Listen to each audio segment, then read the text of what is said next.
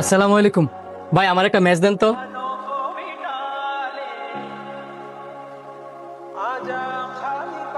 Match লাগবে আপনার? দাঁড়ান দিতাছি। এই নেন। কিরে মহাজিনে ম্যাচ দিয়ে কি করে? সিগারেট খাওয়া ধরলো নাকি? শোন, সিগারেট সবাই খায়, কেউ ওপেনে আর কেউ গোপনে। তোর কথায় আমিও একমত। সংসার নাই, রান্না বাড়ি নাই, খাইবো মানুষের ভাই তুই তো ম্যাচে কি করে? এলাকার মানুষের জ্ঞান দিয়া আমগরে বাপ মার সামনে খারাপ বানায়া হ্যাঁ অনেক নিজেই সিগারেট খায়, এইটার একটা বিট করতে হইব। তুই ঠিক কইছস। ম্যাচ যদি আর অন্য কোনো কাজে লাগতো তাহলে আমি মসজিদের দিকে গেলে হইলে নদীর বাড়ির দিকে গেছে গেলে লিগা। আয় আমরা গিয়া আজকে হাতে নাতে ধরি। আয় সবাই। হ্যাঁ এই মসজিদ কারণ। আসসালামু আলাইকুম। ওয়ালাইকুম আসসালাম।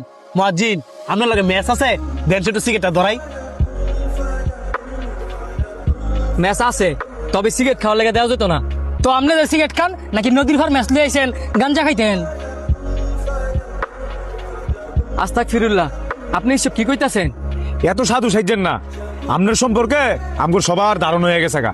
মানুষের সামনে ভালো সাইজে থাকেন, তলে তলে সবই খান। আপনারে আমরা ভালো জানতাম, মাথায় টুপি দিলে যে হুজুর অজানা এটা আপনি প্রমাণ করে দিলেন। আমারে ভুল বুঝতেছেন? কে আর ভুল বুঝতেছি? আপনি যদি কিছু নাই খান তো সবসময় লোকে ম্যাচ টান গেল লিগা। সব সময় সাথে ম্যাচ রাই কি কারণে? ফাফের ভয়ে।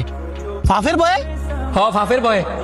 যখনই আমার মনে হয় আমি কোনো ফাপ কাছে লিপ্ত হইতেছি, তখন এই ম্যাচটা ধরাইয়া আমি আগুনের তাপ অনুভব করি। যাতে কইরা জাহান নামের আগুনের কথা মনে পড়ে। এই পৃথিবীর আগুনের তাপ এত ভয়ঙ্কর, জাহান নামের আগুন না জানি কত ভয়ঙ্কর। এই ম্যাচের আগুনের তাপই আমি সহ্য করতাম পারি না। আমার যখন জাহান নামের আগুনের মধ্যে ফালাই দিব, ওই তাপ আমি কেমনে সহ্য করে নিমু? এবার বুঝছেন আমি কি কারণে সবসময় এই ম্যাচটা রাহি। আপনারা তো না জানি না বুঝছে আমার মিথ্যা অপবাদ দিতেছেন। হুজুর আপনি আমগরে মাফ করে দেন। মাফ করার মালিক আমি না, মাফ করার মালিক হচ্ছে উপর